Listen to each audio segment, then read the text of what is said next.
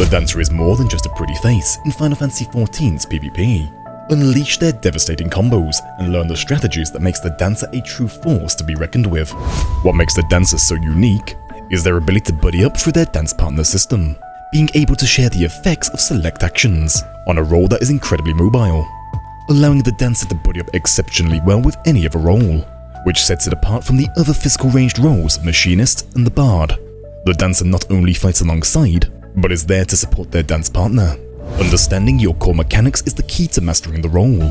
The close position, using this on a selected ally, renders that player as your dance partner, a skill which you must not forget about, as the dance partner shares the effects from the actions Saber Dance, Dance of the Dawn, Star Dance, Fan Dance, and the Curing Waltz. Learning the effects of these actions allows you to be fluid in battle, and if you can get into the rhythm of utilizing these actions under the correct scenarios, the dancer becomes a very rewarding class to master. Your first basic abilities are the Cascade and Fountain, which combo off into Enervant. Enervant being a key trait allows you to dash up to 4 times within a sequence. That will also upgrade Cascade to Reverse Cascade, as well as Fountain into Fountain Fall. What is important to know is how to activate the effect of Dancer of the Dawn, which can be a very rewarding skill, dealing 16,000 to your target and 12k to those around, increasing you and your dance partner's damage by 10%, whilst at the same time charging both of your limit breaks, meaning 2 key things. The dance partner is best used on roles that can secure kills. Done consistently enough means more frequent limit breaks. To trigger this as a dancer, you must dash attack. In order to unlock your Saber Dance. Saber Dance will then upgrade into Dance of the Dawn, only when your partner claims a KO. If you cannot unlock this action, Saber Dance still deals 12,000 plus 9,000 to those nearby. You both receive the same damage boost, only you do not obtain the limit break charge. 2 very important key skills to learn are your Fan Dance and your Starfall Dance, as both trigger their additional effect on both you and your dance partner. Keep it simple, Star is your speed boost, while Fan is your damage reduction. The Fan Dance is a wonderful choice to use alongside tanks diving in, as well as for yourself when using the Honing Dance and Limit Break. Honing Dance allows you to control your movement while spinning around. That applies another 25% damage reduction. You will also obtain stacks of acclaim up to a total of 4, increasing the damage of the following action, Honing Ovation. There are a few correct ways to use this skill. First is to follow up on aggressive dives such as Dark Knight Pull. There is enough distraction that you can pull this action off safely. Secondly, it is fairly effective on players hiding behind their guard. And third is following your limit break, as damage dealt extends your limit break by an extra 2 seconds. The best success I find is to open with Bravery, a 25% increase to damage and damage reduction. Then cast your Fan Dance for another 20% damage reduction, followed by your limit break Contra Dance into your Honing Dance. This gives you the much needed survivability to limit break and stay alive for follow-up. A skilled dancer will land every limit break and live to tell the tale, as Contra Dance is by far the strongest limit break for team play, seducing all targets within 15 yards, forcing enemy targets to lose control and their guards. Boosted up to 4 seconds results in entire squad wipes, provided there is enough team follow-up. Your last action is the Curing Waltz, which triggers a double heal, restoring your own HP and those nearby within 5 yards. This same effect will trigger at the dance partner's location. Very effective in dive, and can save lives when trying to counter dive. When to prioritize. Your burst damage is tied to your Fan and Starfall Dance, which is where damage, supporting, and balance comes into play. You can of course go straight for the kill, which often results with the enemy player fleeing. Your short 15-yard range also means putting yourself in danger.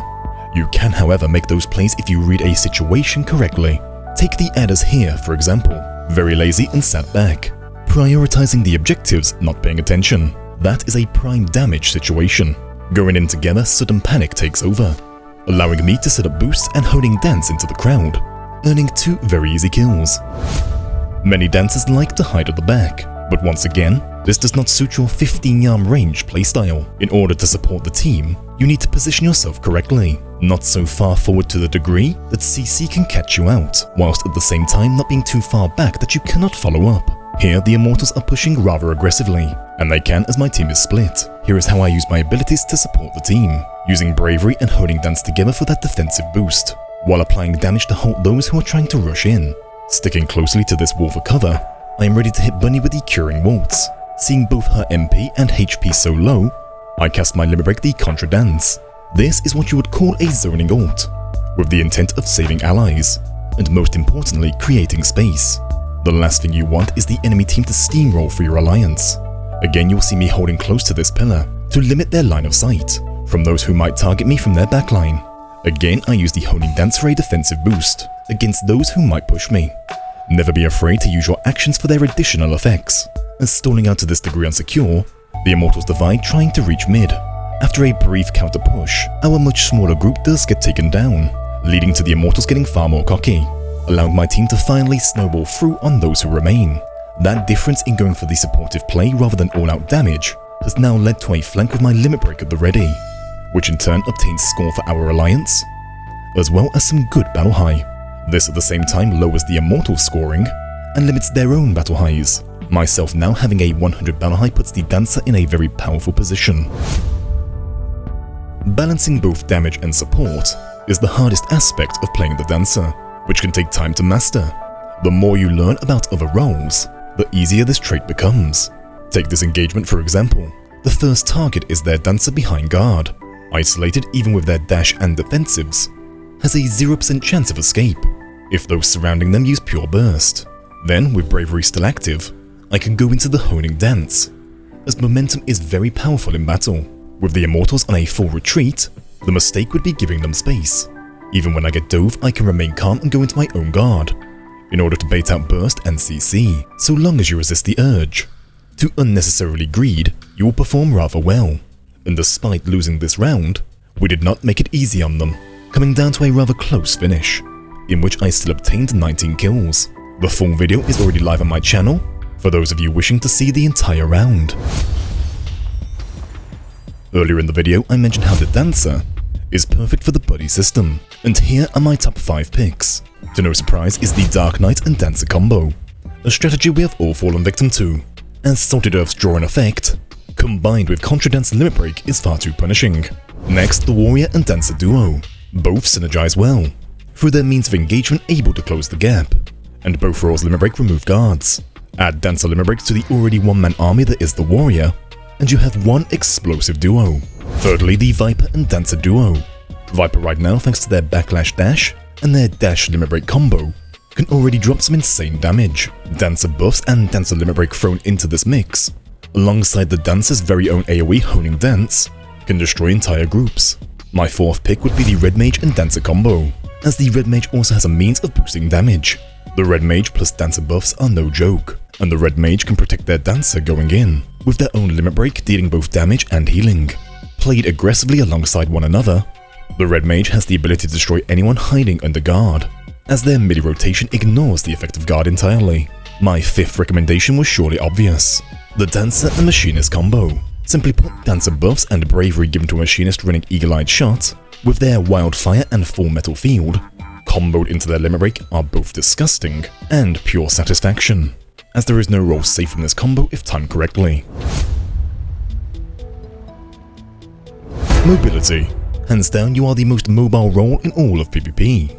Add in some good positioning and no one will be able to catch you, and can even be used to bait greedy players into a chase, earning your alliance a free kill. This same mobility allows you to keep up with any other role, never missing opportunities. The main reason why you always see Dancers running with Dark Knights is that their combo is easy to execute, and is unstoppable should it land. Support. The Dancer is a solid single target supportive role. Setting up the dance partner allows you to support that one player with various buffs, which is far more powerful than it sounds. Firstly, some roles excel in close quarters combat. Throw in a Dancer who plays well alongside them, and you can become an almost unstoppable duo. What two players can achieve together, in comparison to playing solo, is a huge leap. A perfect class for those of you who enjoy true team play. Ease of use. Now the Dancer is tough to master, however it is rather easy to pick up, with a nice and simple actions list, with no big combos that you need to build into, outside of your Dance of the Dawn. Range rolls are much more beginner friendly to start with, two factors that will help you get into PvP, whilst learning with less frustration. Your greatest strength is your limit break, by far the strongest one going. Works aggressively and defensively, pairing well with any other job. The key thing to note is that many players understand its true power, meaning players such as myself will spot you going in and will do everything we can to CC and shut you down. Ranged. Whilst being a ranged job, the reach of 90% of your actions are actually a detriment. You have a few zero ranged actions, meaning you must be on top of your targets, with 15 yards being your main reach. This makes you very vulnerable to all of the range rolls. As well, most tanks and melee have gap closers with a 20-yard reach, meaning if you are within damage range, you already know that tanks and melee are within your diving range. Defensives. While you do have defensive boosts, it is all too easy to be pressured into using them in order to save yourself, which makes supporting your dance partner a lot harder. Say you had a warrior going in, while you panic under pressure from too many players diving you, forcing out your fan dance, your bravery and honing dance defensives. Not only do you miss your window to back that player up, those very same buffs might have been what keeps them alive. Try to remain calm and sparingly use your defensives. Focused.